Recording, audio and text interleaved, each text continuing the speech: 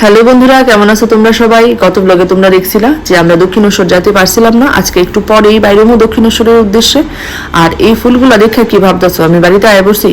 একদম না, এটা হইতেছে হোটেলের জানালা, এবং হোটেলের জানালার যে কার্নিশটা আছে এখানে আমি সব ফুলের চারা কিনা এখানে সাজা রাখছি। এগুলোর সব আজকে আমি প্যাক করে ফ্লাইটে করে নিয়ে আমো।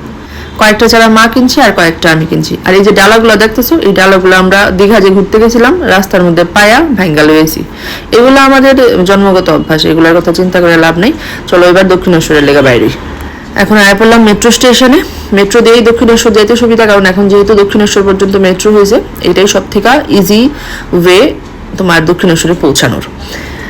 এই দেখো মন্দিরটা দেখলেই মনটা কেমন জানি একটা করে, মনে হয় কোন সময় গিয়ে আমারে দর্শন করুন, কোন সময় মারে দর্শন করুন। আর এখন তো তোমার দর্শন করতে গেলে মোবাইল ব্যাগ যা আছে সবকিছু রেখা যাইতে হয়।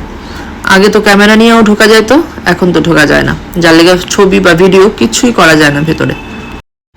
প্রায় 40 মিনিট লাইনে দাঁড়ায়া মারে পূজা দিয়ে এলাম, প্লাস মারে দর্শনও করে এলাম। ভীষণ ভালো লাগলো, মনের কথা কিছু মারে কইলাম, মা যদি শুনে তাহলে ভালোই হইব।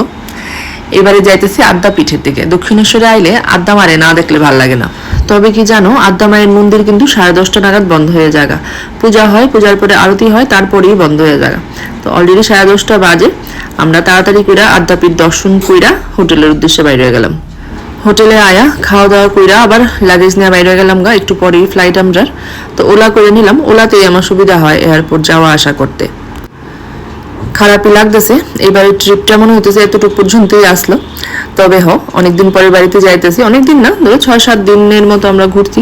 তো বাড়িতে যাওয়ার একটা আলাদা আনন্দ আছে।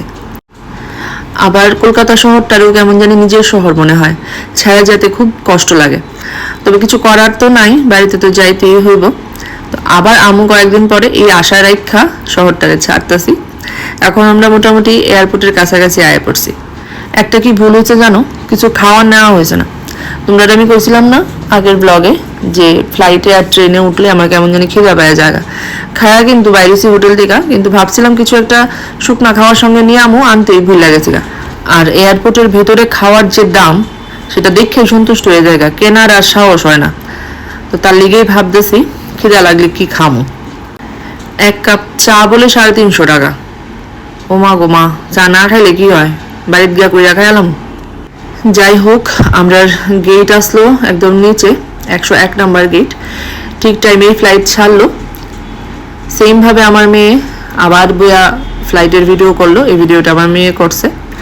তো বাড়িতে যাইবো তাই খুব আনন্দ। ঘুরতে যাওয়ার যেমন আনন্দ, ঘুরতে গিয়া 2 দিন পরে কই মা বাড়িতে কবে যাবো। তো বাড়িতে যাইতেছি, তো সেটাও একটা বিশাল কিন্তু আমরা আনন্দ। সব থেকে বড় কথা হয়েছে ফ্লাইটটা একদম ঠিক টাইমে ছাড়ছে, ঠিক টাইমে আমরা নামাই দিছে। তো এই ট্রিপটা আমরা এখানেই শেষ করতেছি। পরবর্তী ব্লগ খুব তাড়াতাড়ি আইব। ততক্ষণ তোমরা সবাই খুব ভালো থেকো, সুস্থ থেকো। টাটা।